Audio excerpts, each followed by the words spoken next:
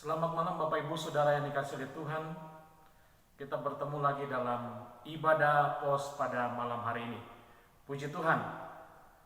Saya berharap dan berdoa kiranya Bapak Ibu di rumah dalam keadaan yang sehat, dalam keadaan baik dan diberkati terus oleh Tuhan. Puji Tuhan. Sebelum kita membaca dan merenungkan firman Tuhan, mari kita berdoa. Kami bersyukur kepadamu ya Tuhan atas anugerah-Mu bagi kami, di mana Tuhan boleh beri kami kesempatan di dalam kehidupan kami untuk bersekutu memuji memuliakan Tuhan dalam ibadah pos kami pada malam hari ini di rumah kediaman kami masing-masing. Kami bersyukur untuk waktu ini, kami bersyukur untuk kesempatan boleh menikmati firman-Mu. Kami mohon Tuhan tolong kami mohon kiranya Tuhan hadir di tengah persekutuan kami, supaya setiap persekutuan kami yang kami lakukan di rumah kami masing-masing dapat kami nikmati kehadiran Tuhan dan menjadi berkat bagi kehidupan kami. Urapi setiap kami ya Tuhan pada saat kami membaca merenungkan firman-Mu, terlebih hamba-Mu yang hina ini, Engkau urapi pakai dia. Dalam nama Tuhan Yesus Kristus kami bersyukur berdoa. Amin. Bapak Ibu Saudara yang dikasihi oleh Tuhan, bagian firman Tuhan yang kita baca pada malam hari ini terdapat dalam Kitab Mazmur. Kitab Mazmur pasal 121.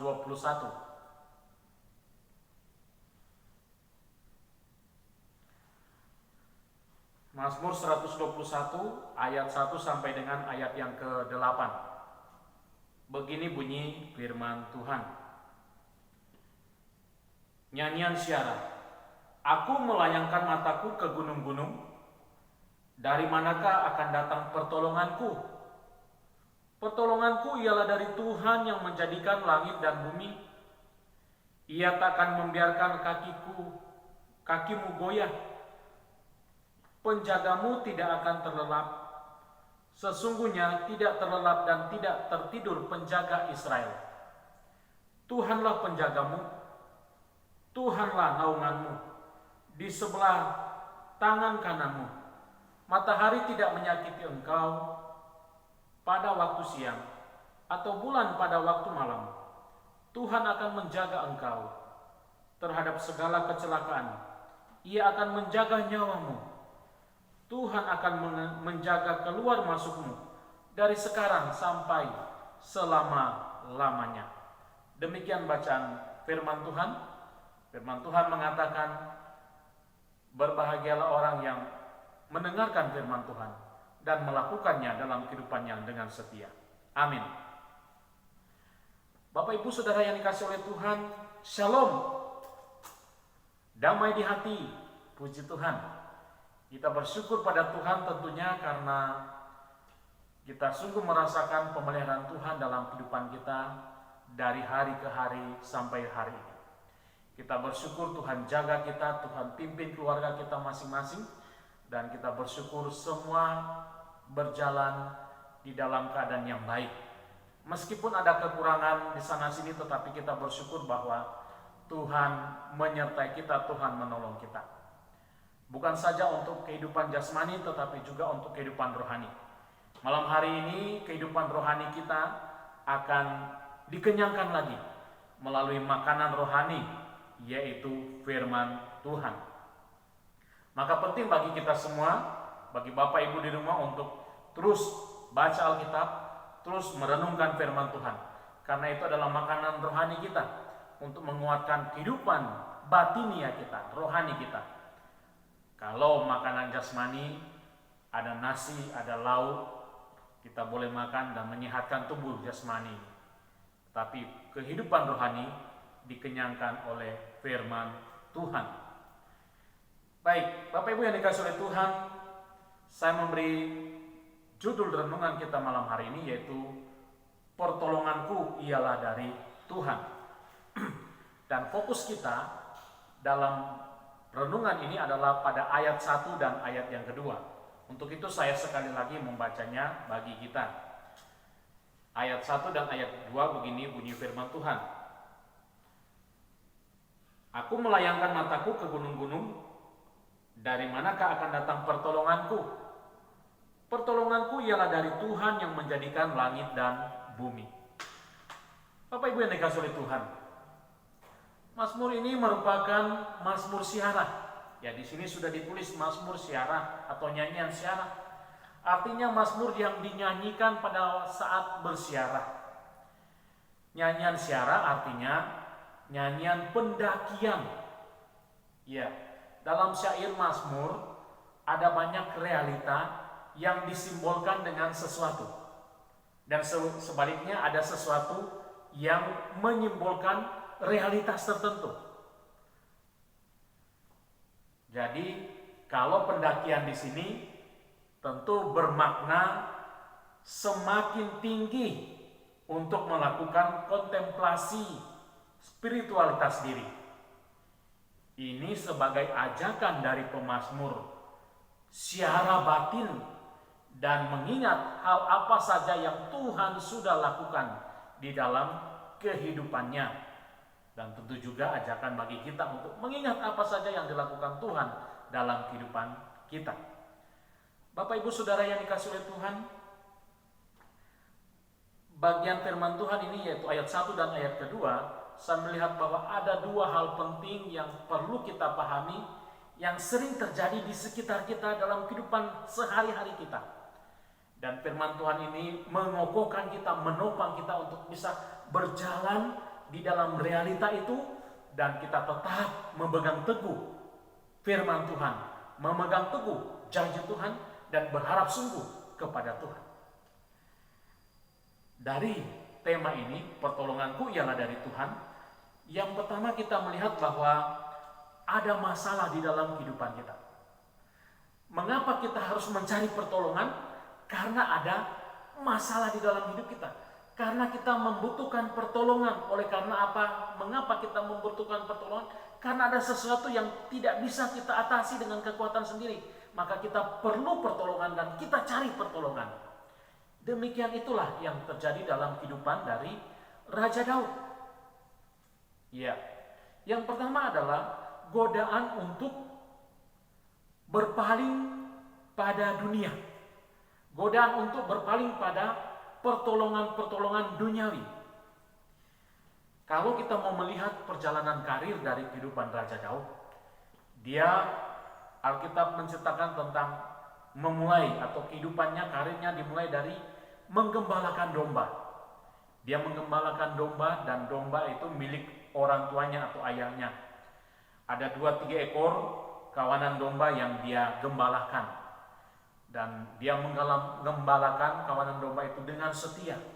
Ketika ada binatang buas datang menyerang kawanan domba ini, dia maju. Kemudian dia melawan binatang buas itu. Serigala dia lawan. Ada singa juga datang, dia lawan, dia kalahkan. Maka hari demi hari keberaniannya makin bertambah. Ditempa di padang, kemudian ditempa dengan suasana kekerasan dari ancaman terhadap domba gembalanya. Tapi dia maju, dia kalahkan semuanya itu. Lalu tempaan itu pun terus berlanjut. Pada saat orang Israel berhadapan dengan bangsa Filistin, bangsa Filistin muncul satu orang yang besar, raksasa, yaitu Goliat namanya. Tidak ada tentara Israel yang berani maju untuk melawan dia. Lalu muncul Daud. Kemudian Daud, Tuhan izinkan mengalahkan Goliat dengan keahliannya. Lalu Goliat jatuh mati di tangan Daud. Kemudian Daud dinobatkan menjadi raja. Ya, diurapi sebagai raja oleh Samuel, tetapi dia tidak langsung menduduki tahta singgasana kerajaan. Masih lama dia harus berputar-putar, bahkan dikejar oleh Raja Saul. Dia menghindari Raja Saul karena Raja Saul ingin membunuh Daud. Dia melarikan diri terus. Ya, dan satu waktu Tuhan izinkan dia untuk benar-benar menduduki tahta kerajaan Israel. menjadi raja atas bangsa Israel. Pada saat dia menjadi raja, banyak bangsa yang melawan Israel. Lalu kemudian dia memimpin perang dan dia menang. Berkali-kali dia berhadapan dengan banyak bangsa dan dia menang. Dia berada di medan peperangan dan dia memimpin peperangan dan dia menang, atau bangsa Israel menang. Bapak Ibu Saudara yang dikasihi oleh Tuhan, maka bertambahlah mental keberanian daripada Raja Daud. Lalu suatu kali dia mengalami yang namanya pemberontakan dari dalam istana. Ada salah satu anaknya yang memberontak kepada dia, dan ini disebut dengan kudeta. Ya, anaknya ingin menggantikan posisi ayahnya. Anaknya bernama Absalom ingin menggantikan posisi Daud sebagai raja. Tetapi Daud tidak memberi begitu saja. Daud melakukan perlawanan. Tetapi di dalam perlawanan ini, Daud merasa lemah sekali. Daud merasa tidak punya kekuatan apa-apa. Daud merasa tidak bisa melawan Absalom. Kenapa? Kalau musuh raja-raja bangsa lain, dia berani datang di medan peperangan dan mengalahkan mereka. Tetapi ini anaknya sendiri, dia tidak berani untuk melawan. Nah, Bapak Ibu yang dikasihi oleh Tuhan, tetapi Absalom tidak tinggal diam, dia terus melakukan sesuatu hal yang ingin untuk menggulingkan posisi ayahnya sebagai raja. Dan pada keadaan seperti ini, karena ketidakberdayaan dari Daud, tidak sanggup untuk dia melawan, maka Alkitab mengatakan dia berbicara jujur. Berbicara jujur. Di dalam menghadapi masalah ini, dia ingin keluar dari masalah. Dia ingin selesaikan masalah, lalu kemudian dia mengalihkan pandangannya. Alkitab katakan, aku melayangkan pandanganku ke gunung-gunung. Ya, ke gunung-gunung. Dari manakah akan datang pertolonganku? Dia ingin menyelesaikan masalahnya, lalu dia memandang kepada gunung-gunung. Gunung-gunung di zaman itu adalah sesuatu yang memberi kemenangan.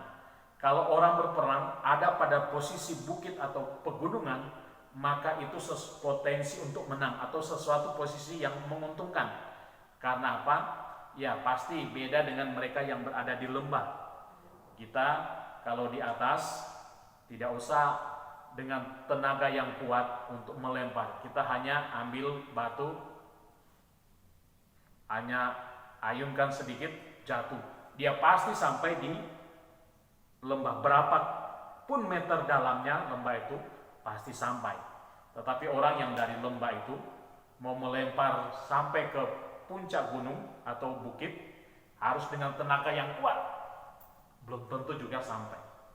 Tapi yang di atas hanya sedikit mengayunkan saja, sudah jatuh. Jadi gunung-gunung melambangkan kekuatan, kemampuan, melambangkan posisi yang menguntungkan, memberi kemenangan. Sehingga penulis Mazmur itu atau Daud mengatakan, aku melayangkan pandanganku ke gunung-gunung. Dari manakah akan datang pertolonganku? Dia melihat gunung-gunung di sekitarnya. Aku melayangkan pandanganku ke gunung-gunung. Ini berbicara tentang ketertarikan, ya, godaan untuk berpaling pada dunia ini, kekuatan dunia. Melayangkan pandangan kepada kekuatan dunia yang dianggap dapat menolong, kepada sesuatu yang dianggap dapat menolong, kepada seseorang yang dianggap dapat menolong masalah kita, kepada orang-orang lain di sekitar kita yang kita anggap dapat menolong. Kita tertarik ke sana, kita tertarik kepada orang itu, tertarik kepada kekuatan itu. Kita anggap mereka dapat menolong kita di dalam masalah yang kita hadapi. Bapak Ibu Saudara yang dikasihi oleh Tuhan, itu yang dialami Daud, dan Daud jujur mengakuinya. Dia mengatakan, aku melayangkan pandanganku ke gunung-gunung. Tertarik dengan apa yang ada di sekitarnya. Tertarik dengan godaan yang ada di sekitar. Tetapi puji Tuhan bahwa Daud tidak melakukannya. Daud tidak melakukan. Dia sempat tertarik tetapi tidak melakukan. Bapak Ibu Saudara yang dikasihi oleh Tuhan, apa pergumulan kita hari ini? Apa permasalahan kita hari ini? Berapa beratnya kita bergumul hari ini? Berapa berat beban yang kita pikul saat ini? Beban karena keuangan yang makin menipis. Beban pergumulan karena kita di PHK. Beban pergumulan karena kita tidak bisa bekerja atau dirumahkan. Beban karena ekonomi keluarga yang makin merosot. Beban karena usaha kita hampir gulung tikar. Beban karena banyaknya yang harus kita tanggung. Beban karena untuk makan saja sudah susah. Itu semua pergumulan, itu semua beban, itu semua masalah. Lalu bagaimana kita mengatasi? Apakah kita mau melihat kepada gunung-gunung di sekitar kita, kepada kekuatan-kekuatan di sekitar kita, kepada hal-hal, kepada materi-materi yang kita anggap memberi kekuatan kepada kita, kepada materi yang kita anggap memberi solusi kepada kita, kepada orang yang mungkin kita anggap dapat menolong kita? Apakah kita sudah tertarik kepada mereka dan mau mengandalkan mereka? Alkitab mengatakan Daud tidak melakukan itu. Daud sempat tergoda untuk mau tertarik pada pertolongan kepada gunung-gunung. Tetapi dia tidak melanjutkannya. Demikian juga saya dan saudara. Kita banyak pergumulan hari-hari ini. Masalah kesehatan, masalah ekonomi, masalah makan minum setiap hari, masalah pekerjaan dan sebagainya. Pergumulan kita banyak. Tetapi jangan kita lari kepada gunung-gunung, kepada materi, kepada sesuatu yang kita anggap memberi kekuatan kepada kita. Jangan. Bagian yang kedua, di sana pada ayat yang kedua dikatakan begini. Pertolonganku ialah dari Tuhan yang menjadikan langit dan bumi. Yang kedua, sadar ada kuasa yang tak terbatas dari Sang Pencipta. Sadar ada kuasa yang tak terbatas dari Sang Pencipta, yaitu Tuhan kita. Hampir saja Daud tergoda dengan mencari pertolongan pada gunung-gunung atau pada kekuatan-kekuatan yang menurut dia mampu menangani, mampu menyelesaikan masalahnya, mampu memberi pertolongan kepadanya, mampu memberi rasa aman di dalam dirinya, di dalam jiwanya. Tapi kemudian ia sadar dan mengatakan, pertolonganku ialah dari Tuhan yang menjadikan langit dan bumi. Saudara, apa yang menjadi pergumulanmu saat ini? Apa yang menjadi masalahmu yang paling berat saat ini?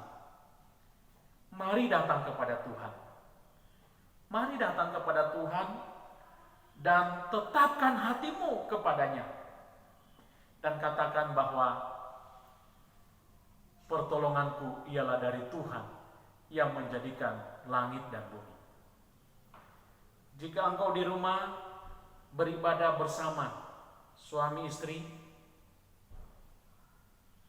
maka biarlah suami dan istri saling berhadapan dan mengatakan, pertolongan dalam rumah tangga kita ialah dari Tuhan yang menjadikan langit dan bumi. Silakan katakan. Puji Tuhan.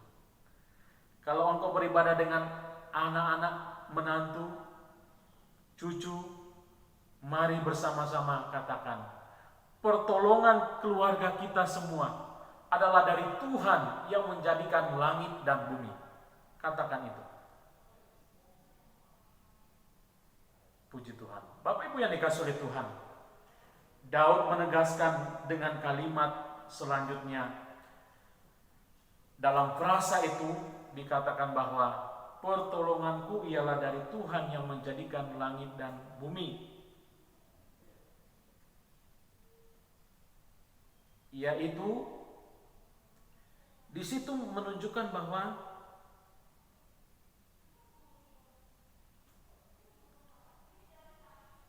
Daud mau membedakan atau Daud memberi penjelasan yang begitu luar biasa. Saya sudah beberapa kali menyampaikan firman Tuhan untuk bagian ini, tetapi kemudian saya baru kemudian diberi pengertian lagi bahwa ini ada satu frasa di sini yang ditekankan oleh Raja Daud, yaitu ketika dia mengatakan pertolonganku ialah dari Tuhan yang menjadikan langit dan bumi. Ini mau menunjukkan perbedaan. Ketika melihat kepada gunung-gunung adalah ciptaan. Tetapi ketika melihat ke atas kepada Tuhan, Tuhan adalah pencipta. Ini dua hakikat yang berbeda. Ciptaan dengan pencipta. Bersandar kepada ciptaan itu terbatas waktunya, terbatas masanya, dan satu kali akan hilang, lenyap. Tapi bersandar kepada pencipta yang bersifat kekal, maka selamanya ada. Dan di sini pemazmur memberi satu perbedaan yang begitu tajam, bahwa boleh memang di sekitar kita ada banyak gunung-gunung yang menawarkan diri untuk saya mampu menolong kamu, saya mampu memberi jalan keluar bagi masalahmu. Tapi ini hanya ciptaan, ini materi, ini hanya seseorang, ini ciptaan, ini bisa lalu, ini bisa lenyap.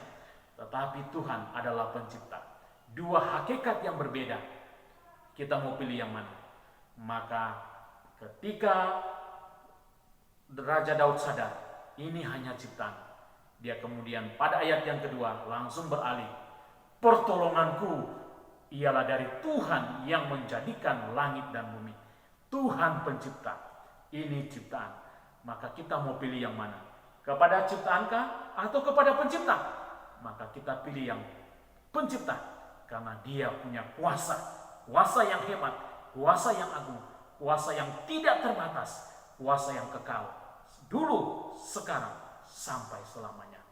Bapak Ibu Saudara yang kasih oleh Tuhan, maka hari ini kita malam hari ini kita menegaskan dalam kehidupan kita, dalam keluarga kita, kita memang banyak masalah. Boleh saling berhadapan, kita memang banyak masalah. Tetapi masalah kita ada jalan keluar, karena pertolongan kita adalah dari Tuhan yang menjadikan langit dan bumi. Amin. Mari kita tundukkan kepala kita berdoa. Kami bersyukur kepadamu Tuhan untuk kasih setiamu. Engkau boleh memberi kami kesempatan menikmati firman-Mu. Terpujilah namamu ya Tuhan. Berkatilah setiap kami dalam setiap kehidupan kami, dalam setiap urusan kami, urusan kehidupan keluarga kami masing-masing. Tuhan berkati dalam pekerjaan, dalam pendidikan, dan di dalam pelayanan. Berkati juga bangsa negara kami ya Tuhan. Engkau pimpin supaya pemerintah kami makin bijaksana di dalam mengatasi, terutama untuk penyebaran COVID-19 ini, dan terus menyediakan segala yang dibutuhkan oleh para medis, rumah sakit di Indonesia ini, untuk peralatan APD dan juga obat-obatan dan sebagainya ya Tuhan. Demikian juga di dalam memulihkan ekonomi bangsa kami. Tuhan pimpin dan berkati. Terpujilah namamu ya Tuhan, ampuni segala dosa kami. Inilah doa kami yang kami naikkan kepada Bapa di surga dalam nama Tuhan Yesus Kristus yang sudah mengajarkan kami berdoa. Bapa kami yang di surga, kuduskanlah namamu, datanglah kerajaanmu, jadilah kehendak-Mu di bumi seperti di surga. Berikanlah kami pada hari ini makanan kami yang secukupnya, dan ampuni kami kesalahan kami seperti kami juga mengampuni orang yang bersalah kepada kami. Dan janganlah membawa kami ke dalam pencobaan, tapi lepaskanlah kami dari jahat, karena Engkau yang punya kerajaan dan kuasa dan kemuliaan sampai selama-lamanya. Amin. Shalom. Terima kasih, Tuhan Yesus memberkati.